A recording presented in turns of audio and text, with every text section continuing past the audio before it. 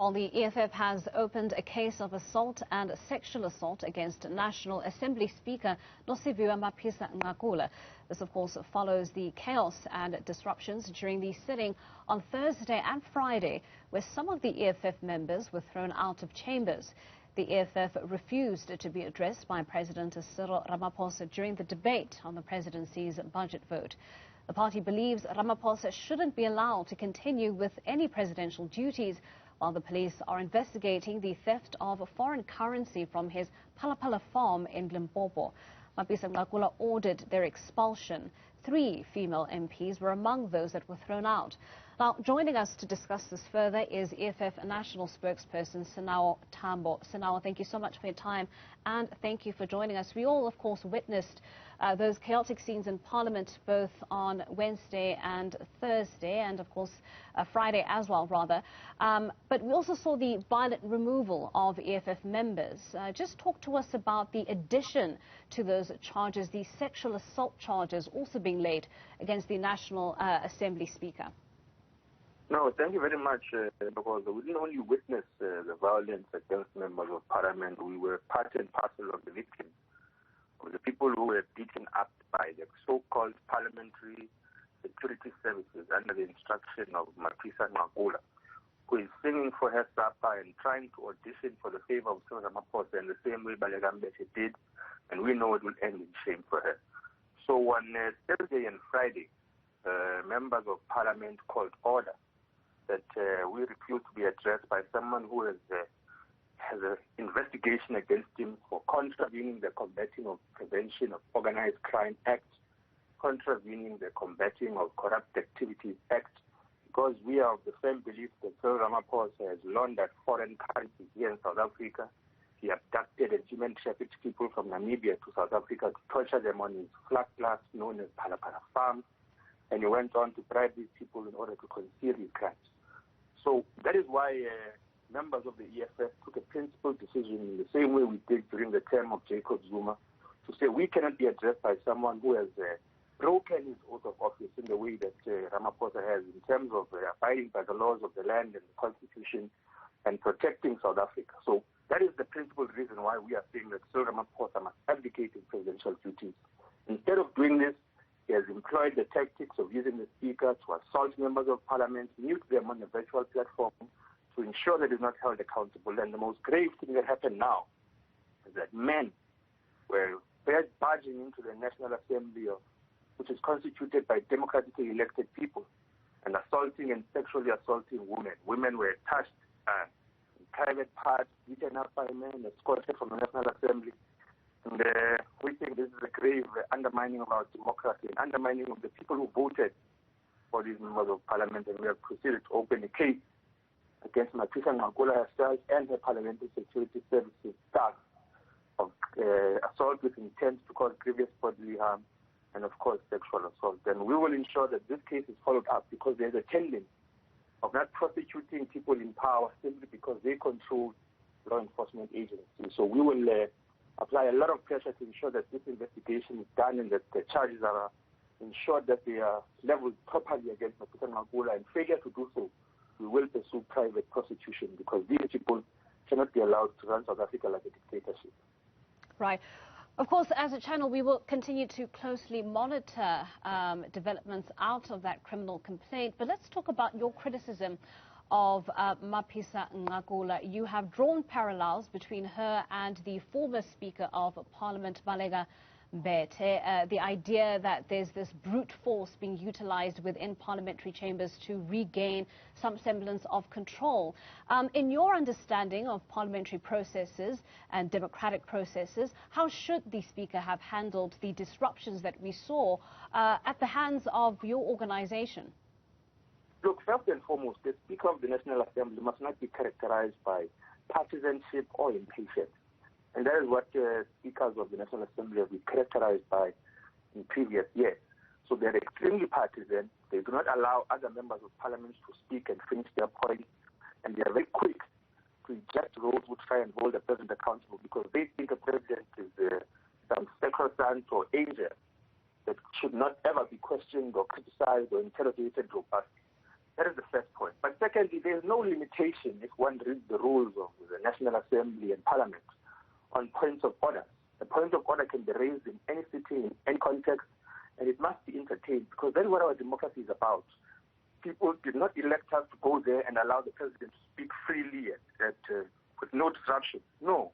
We must be allowed to raise points of order at any point in time and whatever they may relate to. And the speaker has been suppressing that. But I think one thing that we must register to the people of South Africa is that the speaker has been undermining all of the voters of South Africa by virtually muting people on what is known on the virtual platform of Parliament, which was established due to COVID-19 regulation. So the virtual platform is the same as the National Assembly in terms of the rules. So people who are members who are interacting with Parliament on the virtual platform enjoy the same privileges, protection and immunities as members who are in the chamber physically. And Mapisa-Nqakula has been directly undermining that by muting everyone. Over 290 members of Parliament are just unilaterally muted with no reason, and they are treated as a collective in order to shut up any attempt at holding Cyril Ramaphosa accountable. And that is unconstitutional. And this Mapisa-Nqakula is practicing in order to protect Ramaphosa from being asked to account on his money laundering, kidnapping, bribery, and torture allegations against him. And that is what South Africans must know, that their votes are being undermined by someone who is trying to protect Ramaphosa from criticism and ensure that he transcends into a second term without anyone questioning. Sinawo, you and I would both agree that there are constitutional processes to remove a sitting president of the Republic of South Africa, to have them step aside in any capacity. Cyril Ramaphosa, during his media engagement, repeatedly said that the matter regarding the Phala Phala farm robbery is under police investigation. So in terms of law enforcement processes, those are seemingly underway. Why not wait for the conclusion of those investigations, for properly investigated findings to be released, and for those to make a pronouncement on the potential guilt of the president before insisting that he cannot address Parliament? Look, it's a blatant undermining of the people of South Africa for Ramaphosa to say that we must wait for law enforcement agencies to complete their investigations while Zweli Mkhize resigns without any investigation being concluded as the Minister of Health. It is undermining of us for Ramaphosa to say we must wait for investigations of law enforcement agencies before he can be accountable, because he is going to the Integrity Commission of the ANC. So who is more important in this country? Who is he leading? The ANC or the people of South Africa? Because he is willing to go and account fully to the internal processes of the ANC and tell them whatever information is necessary so he can absolve himself and protect himself at a political party level. But he has no regard for the people of South Africa. We must wait. We must be in limbo, because we don't matter as much as the conference which is coming up in December matters of the ANC. He's only going to the Integrity Commission of the ANC in order to protect his run and candidacy in the conference. And we don't matter to that, which is why he does not be accountable to us. But he's availed himself to the internal processes of the ANC. So we must reject his attempt at saying that the matter is either under sub judice or under investigation and he can't talk to us, but he can go talk to his fractional elders in that Integrity Commission. It's nonsensical, and no South African must accept that. We must be able to put categorically that he has laundered money, which is part and parcel of tax evasion and undermines the economy and the fiscus of South Africa. It is a crime. This thing of him responding to things that are not us, such as that he never stole taxpayers' money, we're not saying he did. We are saying he has undermined the economy of South Africa by laundering money. Whether he was stolen from or not is neither here nor there. Why did he bring foreign currencies and put them under a mattress? Why did they not go through the fiscal institutions of South Africa? Why did he abduct people and human traffic them and torture them on a farm? That is what we are asking. And we can't account directly for that. There will always be blood wherever it speaks, because the EFF is going to fight. Right. So beyond filing a criminal complaint, now I know that the EFF is also possibly pursuing a private prosecution. Talk to us about that. Is it a concern of the organization that if left to the hands of the National Prosecuting Authority, we may not in fact get a prosecution? Absolutely. It's not the first time that members of Parliament have been beaten up in the National Assembly. It is a culture which was introduced by Malcolm X. And when members of the EFF were beaten up in Parliament in 2014, 2015, 2016, our former Secretary General had a grave injury to his back, which is still permanent and haunts him till today. Our former member of Parliament had a miscarriage. And some members of parliament who are very elderly of the EFF are still nursing those wounds, because those parliamentary, so-called parliamentary protection services are simply ANC thugs which are recruited from the local townships of Cape Town, and they have a deliberate agenda to cause as much damage and harm to members of parliament as possible, because they belong to a political party. They pulled Honorable Naledi Chirwa's hair, stepped on her, kicked her, pushed her. They beat us all up yesterday. And as they do that, they swear, they insult us. So we are of the view that there is no appetite by law enforcement agencies to investigate the abuse of members of parliament by the speakers who are protecting corrupt presidents here in South Africa. So we want to pursue private prosecution because of that. They are able to do this yesterday and on Thursday because there were never consequences for the abuse they did, for the miscarriages they initiated, for the pain they inflicted on members of parliament since 2014. They think they are unable to be held accountable, and that is why they must know that if this state of theirs won't investigate the violence they do against people who try and hold money launderers, kidnappers, torturers accountable, we are going to pursue private prosecution, because it doesn't help us to just have faith in institutions which have shown us that they will fail us. So now, can we just, before we wrap up the conversation, get a quick update on the injured members of the EFF, those, of course, who I understand had to seek medical attention after the events that we saw yesterday?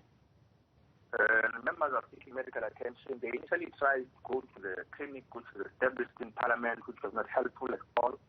So all members of Parliament who were assaulted, sexually assaulted, beaten up in Parliament on Thursday and on Friday are going to continue to seek medical attention and provide us with the necessary documentation to beef up the case against Mapisa-Nqakula and her goons who attacked all of us over the past 2 days. So they are seeking medical attention. They are still nursing those wounds. You must never underestimate the level of beating that happens, because the members were beaten inside the chamber, outside the chamber, even outside on the precinct, because they are trying to intimidate us and it will not work. So we are nursing those wounds to be able to ensure that we go back much stronger with fuller force and ensure that Ramaphosa doesn't speak anywhere where we are present. All right, we'll leave it there. That's EFF National Spokesperson Sinawo Tambo talking to us there about the party's criminal complaints laid against the National Assembly Speaker.